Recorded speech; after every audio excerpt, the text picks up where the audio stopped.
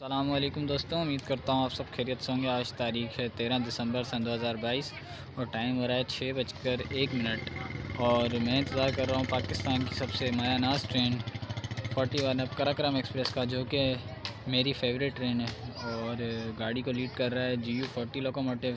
Leading locomotive number ہے 9004، جو کہ GU40 سیریز میں میرا فیوریٹ سیریل نمبر ہے۔ تو آج کراکرم ایکسپریس کو کیپچر کرنے کا مقصد یہ ہے کہ ایک تو اس میں میرا فیوریٹ لوکوموٹیو ہے، دوسرا میری فیوریٹ ٹرین ہے، اور تیسری بات جو نہیں ہے وہ یہ ہے کہ 41 اب کراکرم ایکسپریس میں نیو امپورٹڈ چائنیز کوچز جو آئی ہیں اس کا ایک لگیج وان لگا کے آج کراچی سے بھیجا گیا ہے، تو اسی کو کیپچر کرنے کے لیے میں کھڑا ہوں۔ تو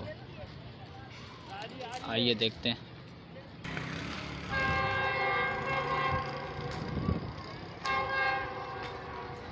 GU40 کی لائٹس اور وسل سنائی دے دیے گئے ہوں گے آپ کو۔